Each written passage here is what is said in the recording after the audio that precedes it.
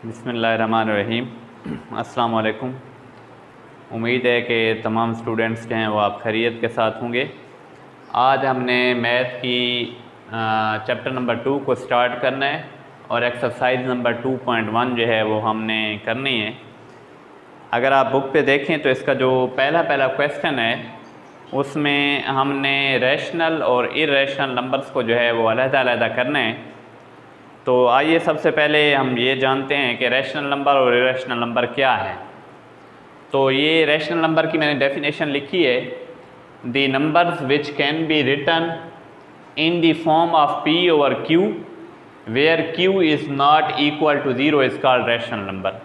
जो rational number हैं इनको उर्दू में नातिक अदाद कहा जाता है, यानी ऐसे अदाद जिनको हम p बटा q की शक्ल में यानी बटा की शक्ल में लिख सकें, जबकि q जो है वो 0 के बराबर नहीं है।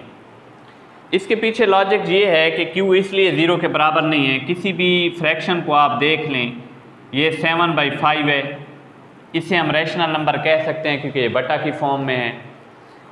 लेकिन अगर ये वाली वैल्यू अगर हम 0 कर देंगे तो फिर ये जो फ्रैक्शन है ये इनफिनाइट हो जाएगी, इसका जो आंसर है वो इनफिनाइट हो जाएगा, क्योंकि 0 जो है वो किसी भी नंबर पे डिवाइड नहीं हो सकता। इसलिए इस डेफिनेशन के अंदर कहा गया है where q is not equal to 0, यानी q का 0 के अलावा होना ज़रूरी है। 0 अगर q होगा तो फिर वो रैशनल नंबर नहीं होगा।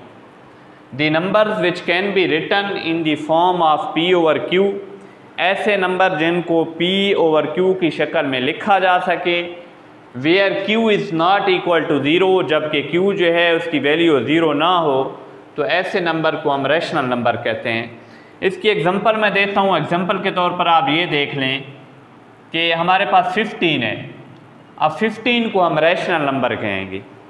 क्यों रैशनल नंबर कहेंगे? क्योंकि इसी 15 को मैं लिख सकता हूँ 30/2, इसी 15 को मैं लिख सकता हूँ 60/4, इसी 15 को मैं लिख सकता हूँ 90/6। अब आप देख लें कि 30 पे हम 2 को डिवाइड करें आंसर क्या आता है 15, 60 पे 4 को डिवाइड करें आंसर क्या आता है 15, 90 पे 6 को डिवाइड करें आंसर क्या आता है 15। तो 15 एक ऐसा नंबर है जिसको हम p और q की फॉर्म में लिख सकते हैं, बटा की शक्ल में लिख सकते हैं। तो ऐसे नंबर जिनको p और q की फॉर्म में लिखा जा सके, बटा की शक्ल में लिखा जा सके, उन्हें हम रैशनल नंबर कहते हैं। अब इसके अलावा इर्रेशनल नंबर, बिल्कुल मिलती जुलती डेफिनेशन है इसकी भी, the number which can not be written in the form of p और q, कि ऐसे नंबर जिन्हें हम p और q की शक्ल में ना लिख सकें, where q is not equal to 0। इसमें भी ये लाजमी शर्त है कि q जो है वो 0 ना हो। तो ऐसे नंबर जिनको हम p और q की शक्ल में ना लिख सकें, इन्हें उर्दू में गैर नातिक अदाद कहा जाता है, यानी ऐसे अदाद जिनको p बटा q की शक्ल में ना लिखा जा सके और q जो है वो 0 के बराबर ना हो, तो उन्हें हम इर्रेशनल नंबर कहते हैं। The number which can not be written in the form of p over q where q is not equal to 0 are called irrational numbers. अब इसकी एग्जांपल जो है याद रखिएगा, इर्रेशनल नंबर जो हैं वो नंबर होते हैं जिनके ऊपर रूट आ जाए और उनका आगे कोई परफेक्ट स्क्वायर ना आता हो। अब ये 29 का अंडर रूट है ना, तो 29 जो है एक प्राइम नंबर है, यानी उर्दू में से कहते हैं मुफरद अदद है, यानी इस पर अपने आप के अलावा और 1 के अलावा कोई टेबल नहीं जाता। तो ऐसे जो नंबर हैं और ऐसे नंबर के ऊपर अगर रूट आ जाए तो ये इर्रेशनल नंबर में आते हैं। अब एक और मैं एग्जांपल देता हूँ, ये 16 का अंडर रूट है, हालांकि इस अदद के ऊपर भी रूट है, लेकिन क्योंकि इसका आगे परफेक्ट स्क्वायर आता है 4, इसलिए ये रैशनल नंबर में आता है, इर्रेशनल नंबर में नहीं आता। यानी इर्रेशनल नंबर के अंदर सिर्फ वो आदाद आते हैं जिनके ऊपर रूट हो और उनका आगे परफेक्ट स्क्वायर ना आता हो, तो वो इर्रेशनल नंबर में आते हैं। तो अब आपका जो बुक पे क्वेश्चन नंबर 1 पड़ा हुआ है उसमें एक तो 29 का जो अंडर रूट है वो इर्रेशनल है, इसी तरह 2 का अंडर रूट इर्रेशनल है। जो पाई है, पाई के हवाले से पूछा गया है, अगर पाई को फॉर्म के लिहाज से देखें तो ये इर्रेशनल है, लेकिन अगर इसको वैल्यू के लिहाज से देखें तो इसकी वैल्यू जो है वो 22/7 है, तो ये रैशनल है। पाई जो है वो वैल्यू के लिहाज से रैशनल है, लेकिन अगर फॉर्म के लिहाज से देखा जाए तो ये इर्रेशनल है। ये हो गया हमारा पहला क्वेश्चन है रैशनल और इर्रेशनल के हवाले से। एक्सरसाइज नंबर 2.1 का जो दूसरा क्वेश्चन है वो है डिवीजन के हवाले से जी, कि हमने डिवाइड करना है। सिंपल डिवीजन है, जैसे छोटी क्लासेस के अंदर होती है। मिसाल के तौर पर एक क्वेश्चन जो है वो हमारा है 17/25। इसमें हमने इसको डेसिमल फॉर्म में कन्वर्ट करना है, यानी ये रैशनल फॉर्म में है, इसको हमने डेसिमल फॉर्म में कन्वर्ट करना है। तो सिंपल डिवीजन होगी इसके अंदर, आप 17 पे 25 को डिवाइड कर लें तो सब ज़ाहिर है 17 छोटा है, 25 बड़ा है, यहाँ 0 पॉइंट लगा के आप 0 बढ़ा देंगे। तो अब 25 का जो टेबल है वो आप 6 मरतबा ले जाएंगे तो ये 150 हो जाएगा। अब यहाँ पे 20 रह जाएगा। अब फिर ये छोटा हो गया, ये बड़ा हो गया, तो 1 0 बढ़ा दें तो आप 25 का टेबल जो है वो आप 8 मरतबा ले जाएं तो ये पूरा डिवाइड हो जाएगा। तो इस तरह जो हमारा आंसर है वो है 0.68। ये दूसरा क्वेश्चन जो है आपका 2.1 का वो सिंपल डिवीजन है जी। सिंपल डिवीजन के अंदर आपने सिंपल तरीके से डिवाइड करना है और आंसर को जो है वो आपने डेसिमल फॉर्म के अंदर लिखना है। इसके बाद जो नेक्स्ट क्वेश्चन है, जो क्वेश्चन नंबर 3 है, उसके अंदर 3 चीज़ें हैं। Number 1 terminating and non terminating fraction. पहली जो चीज़ है terminating and non terminating fraction, ये क्वेश्चन नंबर 3 से रिलेटेड है, terminating and non terminating fraction.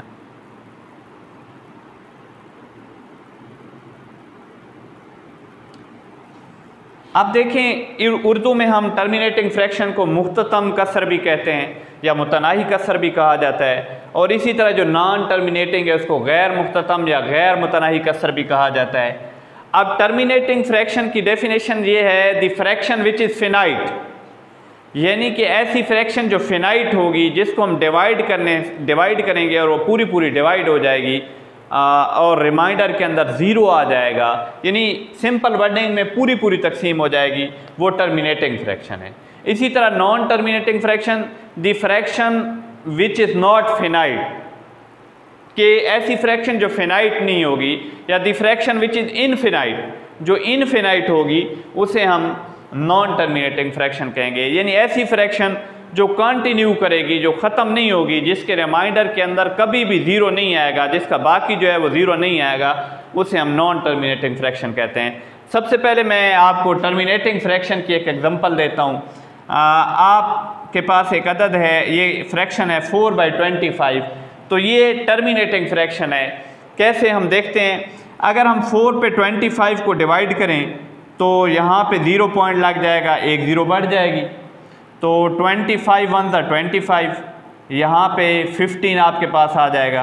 आप 0 को बढ़ाएंगे तो आप 25 का टेबल जो है आप 6 मरतबा ले जाएं तो ये 150 हो जाता है। तो आप ये देख लें कि 0.16 इसका आंसर आ गया है, और जहाँ रिमाइंडर के अंदर 0 आ गया है। तो ऐसी फ्रैक्शन जो पूरी डिवाइड हो जाएगी तो और रिमाइंडर में 0 आ जाएगा, तो ऐसी फ्रैक्शन को हम टर्मिनेटिंग फ्रैक्शन कहते हैं। यानी the fraction which is finite is called terminating fraction, यानी ऐसी फ्रैक्शन जो पूरी डिवाइड हो जाए, तकसीम हो जाए, उसे हम टर्मिनेटिंग फ्रैक्शन कहते हैं।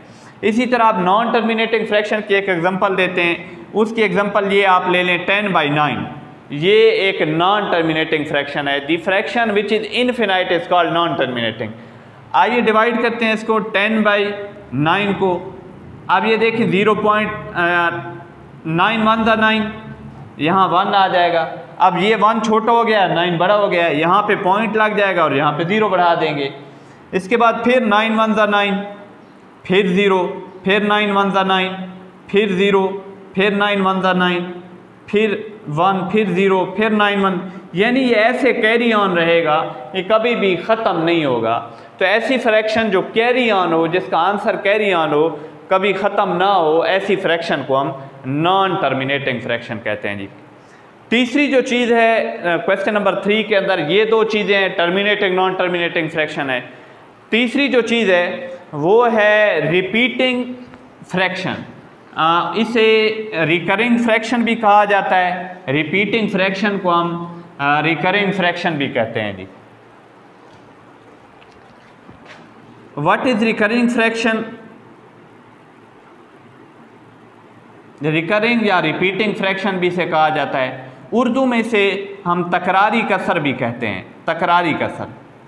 दी fraction in which one number repeats again and again, यानी ऐसी फ्रैक्शन जिसके आंसर के अंदर जो है एक अदद बार बार रिपीट होगा उसे हम रिकरिंग फ्रैक्शन कहते हैं। यानी ऐसी फ्रैक्शन जिसके आंसर के अंदर जो है वो एक अदद बार बार रिपीट होगा उसे हम रिकरिंग फ्रैक्शन कहते हैं। जैसे अभी अभी हमने एक डिवीजन की भी है 10/9, ये 10/9 जो है ये नॉन टर्मिनेटिंग फ्रैक्शन भी है और रिकरिंग फ्रैक्शन भी है। इसकी एग्जांपल हम ले लेते हैं। ये 10/9, 9 को डिवाइड करेंगे, 9 1 ज़ा 9, फिर यहाँ 1, ये पॉइंट लग जाएगा 0, 9 1 ज़ा 9, फिर 1 0, फिर 9 1 ज़ा 9, फिर 1 0 9। आप ये देख लें कि इसके आंसर के अंदर जो 1 है वो बार बार रिपीट हो रहा है। तो ऐसी फ्रैक्शन जिसके आंसर के अंदर एक अदद जो है वो बार बार रिपीट होता है, ऐसी फ्रैक्शन को हम रिपीटिंग या रिकरिंग फ्रैक्शन कहते हैं। अब इस एक्सरसाइज का जो लास्ट क्वेश्चन है, बीच में 2 क्वेश्चन पड़े हुए हैं, एक नंबर लाइन वाला है वो इतना इंपॉर्टेंट नहीं है। इस एक्सरसाइज का जो लास्ट क्वेश्चन है वो सबसे ज़्यादा इंपॉर्टेंट क्वेश्चन है, जिसमें हमने रिकरिंग फ्रैक्शन को रैशनल नंबर में कन्वर्ट करना है। बोर्ड के नुक्ता नज़र के लिहाज से वो क्वेश्चन आपके नहायत इंपॉर्टेंट है। मिसाल के तौर पर एक क्वेश्चन आपको पहला क्वेश्चन दिया गया है 0.5, ये आपको क्वेश्चन दिया गया है। ये जो 5 के ऊपर लाइन लगाई गई है ये रिकरिंग फ्रैक्शन की साइन है, यानी इससे मुराद ये है कि इस फ्रैक्शन के अंदर जो 5 है वो बार बार रिपीट हो रहा है। अब इस नंबर को जो है हमने रैशनल नंबर में कन्वर्ट करना है, P/Q की फॉर्म में कन्वर्ट करना है। तो सबसे पहले आप ये करें कि इस नंबर को आप खुद से x के बराबर लेट कर दें। सबसे पहले हमने ये किया कि इस नंबर को जो है हमने x के बराबर लेट कर दिया। अब x के बराबर लेट करने के बाद आप इस लाइन को ख़त्म कर दें, ये जो रिकरिंग फ्रैक्शन का जो साइन है इसको ख़त्म कर दें। ख़त्म कैसे करेंगे कि आप 5 को बार बार लिख दें और ये आगे कंटिन्यू का निशान डाल दें, तो ये लाइन ख़त्म हो जाएगी। अब इसे आप इक्वेशन नंबर 1 का नाम दे दें, यानी इस लाइन को तकरार को ख़त्म करने के बाद, रिकरिंग फ्रैक्शन के साइन को ख़त्म करने के बाद आप इसको इक्वेशन नंबर 1 का नाम दे दें। अब आप इसके बाद ओरिजिनल क्वेश्चन को देखें। अगर ओरिजिनल क्वेश्चन के अंदर पॉइंट के बाद एक नंबर है, अगर ओरिजिनल क्वेश्चन के अंदर पॉइंट के बाद एक नंबर है, तो आप इस इक्वेशन नंबर 1 को जो है वो दोनों तरफ 10 से मल्टीप्लाई करेंगे। अगर 2 नंबर होंगे तो आप इस इक्वेशन को दोनों तरफ जो है वो 100 के साथ मल्टीप्लाई करेंगे। जी दोबारा सुन लें, अगर ओरिजिनल क्वेश्चन के अंदर पॉइंट के बाद एक नंबर होगा तो आप इक्वेशन नंबर जो 1 आपने बनाई है इसको आप दोनों तरफ 10 से मल्टीप्लाई करेंगे। अब आप 10 को x से मल्टीप्लाई करेंगे, ये 10x हो जाएगा। इसी तरह 0.55 को 10 से आप मल्टीप्लाई करेंगे तो जो पॉइंट है, क्योंकि 10 से हम मल्टीप्लाई कर रहे हैं तो जो पॉइंट है वो एक हिस्सा आगे चला जाएगा और ये हो जाएगा 5.55, और इसे आप इक्वेशन नंबर 2 का जब आप मल्टीप्लाई कर लें और मल्टीप्लाई करने के बाद आपके पास जो आंसर आ जाए आप उसको इक्वेशन नंबर 2 का नाम दे दें। अब जो है आप इक्वेशन नंबर 1 को इक्वेशन नंबर 2 में से सब्ट्रैक्ट कर लें। जो नेक्स्ट स्टेप है वो ये है कि इक्वेशन नंबर 2 में से इक्वेशन नंबर 1 को आप सब्ट्रैक्ट कर लें। जी तो इक्वेशन नंबर जो 2 है उसको आप ऊपर लिखेंगे 10x = 5.555। इसी तरह जो इक्वेशन नंबर 1 है उसको आप नीचे लिखेंगे x = 0.555। ये हमने इक्वेशन नंबर 2 को ऊपर लिखा है और इक्वेशन नंबर 1 जो है उसको नीचे लिखा है। अब आपने क्योंकि इसको सब्ट्रैक्ट करना है तो सब्ट्रैक्ट करने के लिए इसको आप माइनस कर लें, तो अब 10x से 1x माइनस हो जाएगा तो ये आपके पास 9x आ जाएगा।